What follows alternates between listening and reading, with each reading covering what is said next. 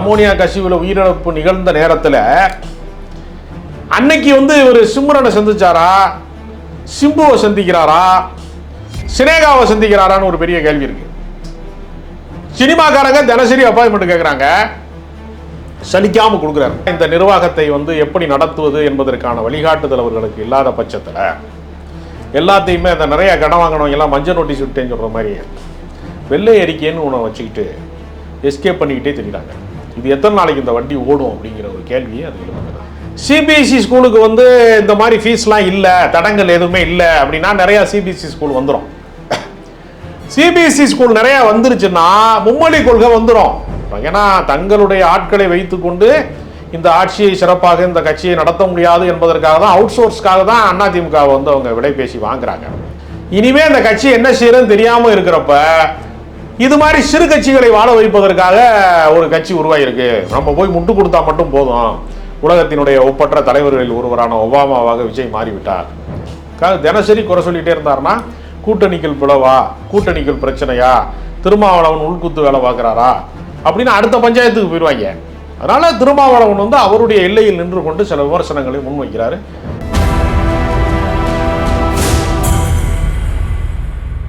நேயர்களுக்கு வணக்கம். இன்றைய நேர்காணலில் நம்மோடு இணைந்திருக்கிறார் மூத்த ஊடகவியலாளர் திரு ராஜகம்பரன் அவர்கள். சார் வணக்கம். சார் வணக்கம். இன்னைக்கு தமிழ்நாட்டு பாஜக மாநில தலைவர் நயினா நாகேந்திரன் விஜய் பற்றி ஒரு விமர்சனம் வச்சிருக்கார். ஒரு ஒரு சிஎம்ஓ அது மாதிரி பேசுகிற வார்த்தையா அது அப்படின்னு ஒரு கேள்வி இருக்குங்க. நடிகைகளை பார்த்து சிரிக்கும் சிஎம் இங்கே 11 உயிர்களை பலி கொண்ட இந்த பெரிய பாலத்தை போய் பார்க்கல அப்படின்னு ஒரு விமர்சனம். எப்படி பார்க்குறீங்க? அமோனியா கசிவினால, வாயு கசிவினால உயிரிழந்தவர்கள் ரொம்பவும் அடித்தட்டு மக்களாக இருக்கிறவர்கள், ஏழை எளிய மக்கள், பிற மாநிலங்களிலே இருந்து பிழைக்க வந்தவர்கள். தமிழ்நாட்டில் ஒரு 12 உயிர் பறிபோய் இருக்கிறது. எந்த பதட்டமுமே இல்லாம எப்படி கரூர் சம்பவத்திலே ஒரு மோசமான சம்பவம் நடந்த போது அவர் வாட்டுக்கு கிளம்பி போயிட்டே இருந்தார் ஃப்ளைட்டை பிடிச்சி, அது மாதிரி இப்போ சென்னைக்கு மிக அருகில் இருக்காது, திருவள்ளூருக்கு பக்கத்தில் இருக்கே, ஒரு முறை போய் பார்த்துட்டு வந்தா அவருக்கு மரியாதை கூடத்தான் செய்யும். அது ஒன்றும் மரியாதை குறைவான விஷயம் கிடையாது. ஒரு உயிர் இழப்பு என்பதை நிச்சயமாக அது ஈடுகட்டவே முடியாது. நீங்க அரசாங்கம் என்ன நிதி கொடுத்தாலும், என்ன செஞ்சாலும், உதவி செஞ்சாலும் அதுக்கு ஈடுகட்டவே முடியாது. அப்ப யாருக்காக இவர் ஆட்சி நடத்துகிறார்? எந்த மக்களுக்காக ஆட்சி நடத்துகிறார்? ஒரு நிர்வாக கோளாறு. நீங்க அமோனியாவுடைய வாயு கசிவு என்பது தனிமனித தவறா? அவன் சரக்கு போட்டு செத்துருக்கானா, கள்ளச்சாராயம் குடி செத்துருக்கானா? இல்ல, ஒரு தொழிற்சாலையில் ஏற்படக்கூடிய ஒரு சுற்றுச்சூழல் கேடு.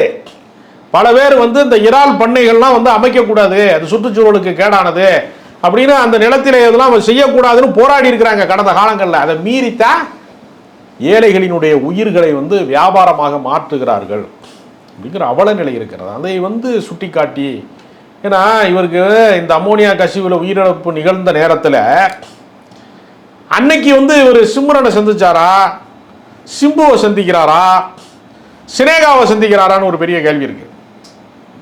சினிமாக்காரங்க தினசரி அப்பாயின்மெண்ட் கேட்குறாங்க, சலிக்காம கொடுக்குறாரு. முதலமைச்சருக்கு அலட்சியம் ஆணவம் இருக்கு.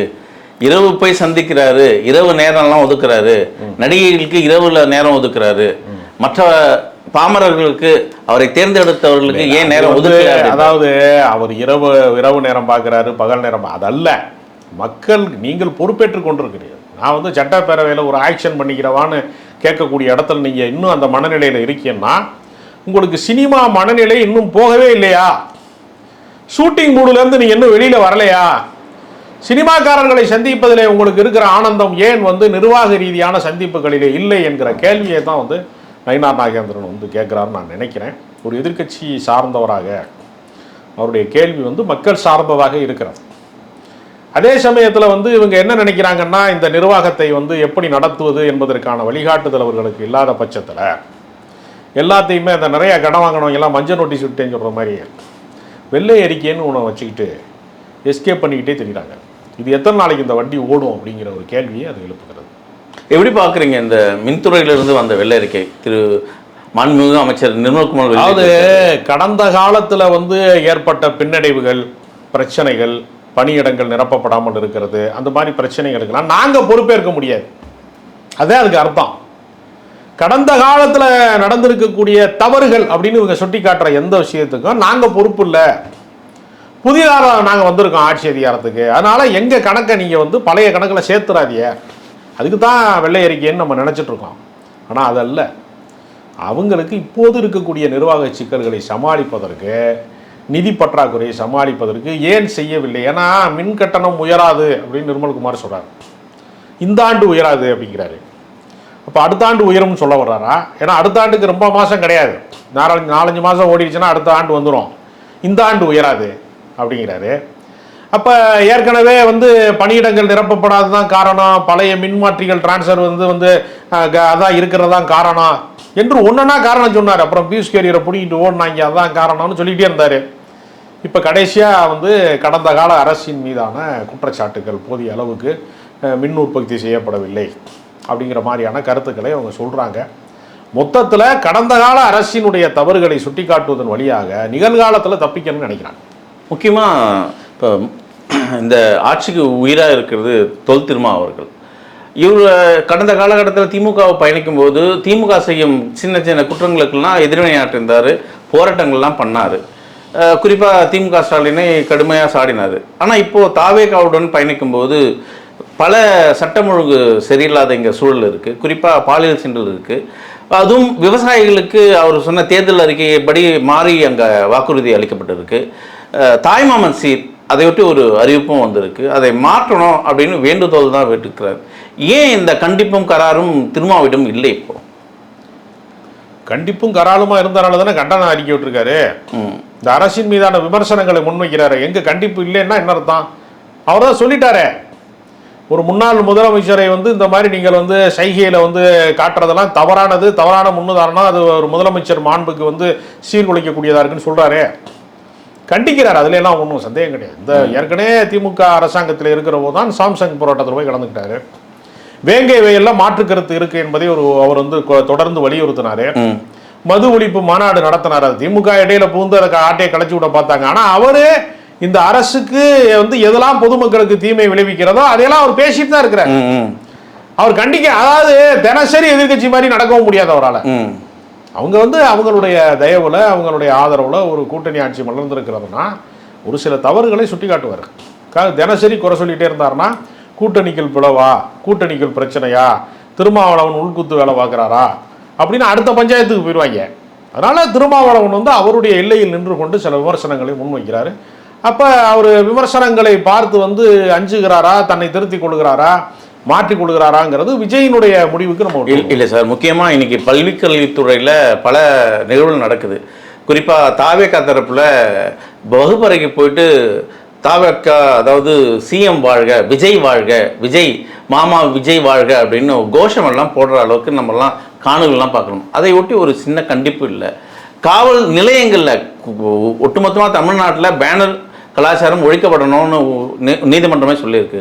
ஆனால் இங்கே காவல் நிலையத்திலேயே மேலே போர்டு வைக்கிறாங்க தாவேகா தரப்பில்.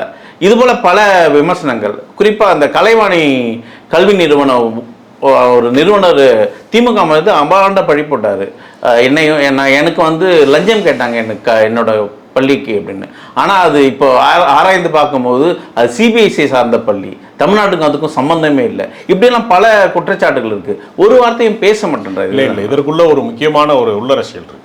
அவங்க வந்து மெட்ரிகுலேஷன் பள்ளிக்கூடங்களுக்கு வந்து அது வந்து புதுப்பிப்பதற்கான கட்டணத்தை வாங்கவில்லை அப்படி சொன்னாங்களா?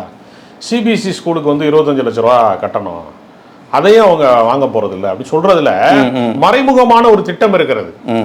என்ன மறைமுகமான திட்டம்னா, சிபிஎஸ்சி ஸ்கூலுக்கு வந்து இந்த மாதிரி ஃபீஸ்லாம் இல்லை, தடங்கள் எதுவுமே இல்லை அப்படின்னா நிறைய சிபிஎஸ்சி ஸ்கூல் வந்துடும்.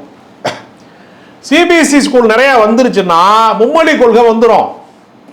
பாஜக எதிர்பார்ப்பது என்னன்னா, தமிழ்நாட்டினுடைய கல்விக் கொள்கைக்குள்ளே 3வது மொழியை நேரடியாக திணிக்க முடியவில்லை, அதற்கு பதிலாக கொல்லைப்புறமாக தலைவாசல் வழியாக வர முடியாத இந்த பிரச்சனையை கொல்லைப்புறமாக வந்து தீர்த்து கொள்ளுகிற முடிவிலே அவங்க இருக்கிறாங்க. அந்த அடிப்படையில் தான் இது நடக்கிறது என்கிற சந்தேகம் இருக்கிறது. அதனால நிறைய சிபிஎஸ்சி ஸ்கூலை திடீர்னு திறந்தாங்கன்னா மும்மொழி கொள்கை வரப்போகிறது அந்த மத்திய அரசாங்கத்தினுடைய படம். அப்போ மாநில அரசினுடைய கல்வி நிலையங்களை விட மத்திய அரசாங்கத்தினுடைய கல்வி நிலையங்கள் அதிகமாக வருவதன் மூலமாக ஆர்எஸ்எஸ்ஸினுடைய அஜெண்டா என்பது இங்கு தீவிரமாக அமல்படுத்தப்படுவதற்கு குழந்தைகளை வந்து அந்த பள்ளிக்கூடத்திலே சேர்ப்பதன் வழியாக வேறொரு திசையிலே திருப்புவதற்கு தமிழ்நாட்டினுடைய கதவுகள், கல்வி கதவுகள் திறக்கப்படுகிறதா என்கிற விமர்சனம் இதில் இருக்கிறது. குறிப்பாக இந்த தமிழ்நாட்டு அதிகாரிகள், தமிழ்நாட்டை ஆளக்கூடிய அதிகாரிகள் ரிசைன் பண்ணி போகிற சூழல்லாம் இருக்குது. குறிப்பாக இந்த ஸ்டார்ட் அப், தமிழ்நாடோட ஸ்டார்ட் அப் இருக்கு இல்லையா, அது இயக்குனர் இன்னைக்கு ராஜினாமா செஞ்சுருக்காரு. இதெல்லாம் எனக்கு ஏன் நடக்குதுங்க? அதுங்க இந்த சினிமாவில் நகைச்சுவை காட்சி வரும்ல, நான் வந்து நான் கிணறு வாங்கின ரசீது இருக்குது, கிணத்தை காணாம இந்த ஊரில் நான் இனிமேல் போலீஸாக இருக்க மாட்டான்னு போகிறாங்கல்ல, அது மாதிரி தான் நிர்வாக ரீதியாக ஓகே, நீங்கள் சட்டமன்ற உறுப்பினர்களாக ஆனவர்கள், அமைச்சர்களாக ஆனவர்களில் பல பேர் நீங்கள் வந்து விரல் விட்டு எண்ணக்கூடிய ஒரு 4-5 பேரை தவிர, ஆதவ அர்ஜுனா, ராஜ்மோகன் மாதிரி ஒரு 4-5 பேர், அருண்ராஜ் மாதிரி, ரமேஷ் மாதிரி ஒரு 4-5 பேர் குறிப்பிடத்தக்கவர்களை தவிர மற்றவர்களுக்கெல்லாம் அதை பற்றிய நாலேஜ் இருக்கா? ஒரு துறையை பற்றி அவர்களால் புரிந்து கொள்ள முடியுமா? ஒரு ஐஏஎஸ் ஆஃபீஸரை வந்து வேலை வாங்குவதற்கான விஷயங்கள் அவர்களுக்கு தெரியுமா? அதனால நடைமுறையில் இவர்களை எப்படி கட்டி மேய்க்கிறதுன்னு ஒரு இடம் இருக்குல்ல, இங்கே அது ரொம்ப முக்கியமான விஷயம். அறியாமையும் ஆணவமும் இரட்டை பிறவிகள். ஒருத்தர் அறியாமையில் இருக்கும்போதும் ஒரு ஆணவம் இருக்கும். ரொம்ப கல்வியில், செல்வாக்கில், செல்வ செருக்கில் இருக்கிறவனுக்கும் ஒரு வகையான கர்வம் இருக்கிற மாதிரி ஒன்றுமே தெரியாதவன்ட்டையும் ஒரு ஆட்டம் இருக்கும். அதனால் இது வந்து அறியாமையும் ஆணவமும் இணைந்து இருக்கக்கூடிய பல பேர் வந்து முக்கிய சமூகத்தினுடைய பிரதிநிதிகளாக, சட்டமன்ற உறுப்பினர்களாக பல பேர் உருவாயிருக்காங்க. இப்போ அவர்கள்லாம் பார்த்தீங்கன்னா நீங்கள் எந்த குற்ற பின்னணி நடந்தாலும் அதில் தாவேகாவுக்கு ஒரு தொடர்பு இருக்கிறது என்று சொல்லக்கூடிய ஒரு இடமும் அதுக்குள்ளே இருக்குது. அதையும் சேர்த்து வைத்து பார்க்க வேண்டியிருக்கிறது. அதனால் எப்படி நடத்த போகிறார்கள், என்ன செய்ய போகிறாங்க? ஏன்னா தங்களுடைய ஆட்களை வைத்துக்கொண்டு இந்த ஆட்சியை சிறப்பாக இந்த கட்சியை நடத்த முடியாது என்பதற்காக தான், அவுட் சோர்ஸ்க்காக தான் அதிமுக வந்து அவங்க விலை பேசி வாங்குறாங்க. இந்த குதிரை பேரம் நடப்பது, விஜயபாஸ்கர் வர்றாரு, ஒவ்வொருத்தராக வர்றாருன்னு சொல்கிறதே எதுக்காகனா, அவர்கள் கண்ணை மூடிக்கொண்டு அடிமைகளாக இருந்து கொண்டு அவங்க என்ன சொன்னாலும் கேட்பாங்க. திருமாவளவன் கேட்பாரா? கம்யூனிஸ்ட்காரங்க கேட்பாங்களா? நாளைக்கு கார்பரேட்டுக்கு ஆதரவான ஒரு சட்டத்தை ஏற்றினா கேட்பாங்களா? அப்படின்னா கட்டுப்பட மாட்டாங்க. அதனால் தங்களுக்கு தேவையான அடிமைகளை உருவாக்குவதில் எப்படி கடந்த காலத்திலே ஜெயலலிதா போன்றவர்கள் வந்து என்ன மாதிரியான அமைச்சரவையை உருவாக்கினார்கள், எப்படி வந்து தங்களோட வேரோடும் வேரடி மண்ணோடு விழுந்தது மாதிரி கால்களிலே வீழ்ந்து கிடக்கிறவர்களை எப்படி கண்டுபிடிச்சி அடிமைகளை உருவாக்கினா, அது மாதிரி ஒரு போக்கை தான் அதிமுகவில் இருந்து ஆட்கள் எடுப்பதன் வழியாக உருவாக்க போகிறார்களோ என்கிற சந்தேகம் இருக்குது. கடைசி கேள்வி, முக்கியமாக திமுக கட்சி விரக்தியில் இருக்கோ? குறிப்பாக தலைவர் ஸ்டாலின் அவர்கள் விரக்தியில் பேசுகிறாரா? ஏன்னா இங்கே ஆராசா ஒரு கேள்வியை முன்வைக்கிறாரு. இனிமே வந்து நம்ம எந்த கூட்டணி இல்லாத ஆட்சியாக அமைக்கணும், யாரையும் சேர்க்கக்கூடாதுன்னு ஒரு கோரிக்கை வைக்கிறாரு தலைவர்கிட்ட.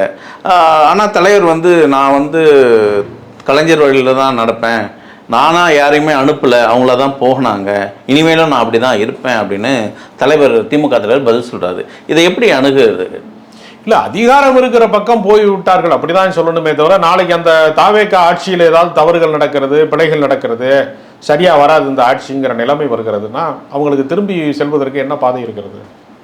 இப்போ மதிமுக ரொம்ப உற்சாகமாக இருக்கிறாங்க, வைகோ ரொம்ப வந்து எனர்ஜியாக இருக்காரு, நமக்கு வந்து வசந்த காலம் வந்து விட்டதுங்கிறாரு. அப்படின்னா என்ன அர்த்தம்னா, இந்த கட்சியை என்னால் நடத்த முடியாமல் இருந்தேன், கடைசியாக வந்து மின்சார சுடுகாட்டில் வச்சு வந்து எரிக்கிறதா, குழியை வெட்டி புதைக்கிறதாங்கிற அளவுக்கு கட்சியை கொண்டு போய் சேர்த்தாச்சு. கடைசி மனிதன் ஒன்றுமில்லாம போச்சு கட்சி. இனிமே அந்த கட்சி என்ன செய்யறதுன்னு தெரியாமல் இருக்கிறப்ப இது மாதிரி சிறு கட்சிகளை வாழ வைப்பதற்காக ஒரு கட்சி உருவாகிருக்கு. நம்ம போய் முட்டு கொடுத்தா மட்டும் போதும். உலகத்தினுடைய ஒப்பற்ற தலைவர்களில் ஒருவரான ஒபாமாவாக விஜய் மாறிவிட்டார், ஃபிடல் காஸ்ட்ரோவின் சாயலிலே அவர் இருக்கிறார், சேகுவாரா போல செயல்பட்டு கொண்டே இருக்கிறார், அவர் வந்து அப்படின்னு ஏதாவது ஒரு அள்ளி விடலாம்ல. நெல்சன் மண்டேலாவுக்கு நிகரான ஒரு எங்கள் விஜய் அப்படின்னு சொன்னால், இந்த மாதிரி டைலாக்லாம் பேசணும்னா அவங்க ஏதாவது நமக்கு வந்து அடுத்தடுத்த தேர்தல்களில் நம்மளோட கூட்டணி காணலான்னு ஒரு கனவுல அவர் துள்றாரு. இந்த மாதிரி பல பேர் கிளம்பிட்டாங்க, ஒட்டி சட்டியை கட்டி கிளம்பிட்டாங்க. ஆனால் திமுகவை பொறுத்தவரையில் தமிழ்நாட்டிலே மாற்று அரசியல் இனிமேல் தாவேகா அல்லாத ஒரு மாற்று அரசியல் உருவாக வேண்டிய நிர்பந்தம் ஏற்பட்டால், திமுகவை விட்டால் திரும்பி வருவதற்கு அவர்களுக்கு திசைகளும் கிடையாது, வழிகளும் கிடையாது, வேற வாய்ப்பும் கிடையாது. சார், இப்போ தாவேகா அரசு பழிவாங்கும் படத்தில் தான் இறங்கியிருக்கா? ஏன்னா குறிப்பாக பல அமைச்சர்கள் வீட்டில் சோதனை நீங்கள் நடந்துட்டு இருக்கு, எப்படி பார்க்குறீங்க இது? இல்லை, அறப்போர் இயக்கம் வந்து ஏற்கனவே வெளிப்படுத்திய ஒரு புகார் அது. அதில் என்ன சொன்னாங்கன்னா, அவர் நெடுஞ்சாலைத்துறையினுடைய அமைச்சராக கடந்த அரசிலே அவர் இருந்தபோது கரூருக்கு போகிற ஒரு சாலையில் ஒரு ஏரியாவில் ரோடே போடாமல் ரோடு போட்டதாக பில்லை போட்டாங்க, அது 3,20,00,000 வரைக்கும் அதுக்கான ஆதாரங்கள் என்கிட்ட இருக்குது என்கிற அறப்போர் இயக்கம் சொன்னதை கடந்த ஆட்சியில் இருக்கிற போதே அதிமுக அதற்கு எதிராக குரல் எழுப்பியது. ஆனால் அது வழக்கு பதிவு செய்யப்படவில்லை. இப்போ அது வழக்கு பதிவு செய்யப்பட்டிருக்கிறது. அதிமுக குரல் எழுப்பியதற்கு பின்பு அவசரமாக ரோடு போட்டாங்க. அது ஃபஸ்ட்டு ரோடு போட்டு தான் அப்புறம் பில்லு போடுவாங்க. பில்லை போட்டுட்டு அப்புறம் ரோடு போட்டாங்க அப்படின்னு ஒரு தகவல் வந்தது. இப்போ அது வழக்காக மாறி இருக்கிறது. அதனால இது உண்மைக்கான முகாந்திரம் இருக்கிறதா அல்லது அரசியலுக்காக இது நிகழ்கிறதா என்பது விசாரணையினுடைய முடிவில் தான் தெரிய வரும். ஆனால் அறப்போர் இயக்கம் போன்ற அமைப்புகளுடைய குற்றச்சாட்டு என்பதனால இதை வெறும் அரசியல் குற்றச்சாட்டாக நினைத்து நம்ம ஒதுங்க முடியாது. செல்வாக்கு படைத்தவர்கள், மிகப்பெரிய தனவந்தர்களாக கோடீஸ்வரர்களாக இருக்கிறவர்கள், ஜமீன்தார்கள் மாதிரி வாழுகிறவர்கள் திமுகவினுடைய எல்லா திசைகளிலுமே இருக்கிறாங்க மாவட்டந்தோறும். அவர்களுடைய வளர்ச்சி என்பது அதீதமாக போகிற போது அந்த தொகுதி சார்ந்தவர்கள், அந்த மாவட்டம் சார்ந்தவர்கள் அவங்கெல்லாம் பொதுமக்கள் அதிருப்தி அடைகிறாங்க. ஒரு கண்டக்டரா தன்னுடைய வாழ்க்கையை தொடங்கிய ஏவாவேலு எப்படி இவ்வளோ பெரிய ஜாம்பவானாக இருக்கிறாரு, இவ்வளோ பெரிய அந்தஸ்து மிக்கவராக செல்வந்தராக எப்படி ஆனார், அதற்கு என்ன பின்புலம் என்கிறது பல பேருக்கு பொதுமக்களுக்கே அதிருப்தி இருக்கிறது. அதனால் அரசியல் உள்நோக்கம் இதற்குள்ளே இல்லாமல் இல்லை. ஆனால் அரசியலை கடந்து அதற்கான முகாந்திரம் இருப்பதற்கான ஒரு வாய்ப்பும் இதில் இருக்கிறது. விசாரணை முடிவிலே தான் நமக்கு தெரிய வரும். தாவேகாவை பொறுத்த வரையில் ஒரு ஜெயலலிதா பாணி ஆட்சி, எதிர்க்கட்சிகளை வேட்டையாடுவதன் வழியாக தங்களை புனிதப்படுத்திக் கொள்கிற, தங்களை தூய சக்தியாக சொல்லிக் கொள்ளுங்க. ஏன்னா இப்போ விஜயபாஸ்கர் மேலேயும் வழக்கு இருக்கு, இன்னும் பல பேர் மேலே இருக்கு. அவங்கள வாழ்ந்து கட்சிக்குள்ள கூட்டுக்கிட்டு இவரெல்லாம் தப்பானவர்னு இன்னொரு பக்கம் வழக்கு போடுறாங்க. அந்த இரட்டை நிலைப்பாட்டோட தான் தாவேகா இருக்கு. வழக்கினுடைய விசாரணையில் நமக்கு தெரியும். தொடர்ந்து பேசுவோம் சார். மிக்க நன்றி.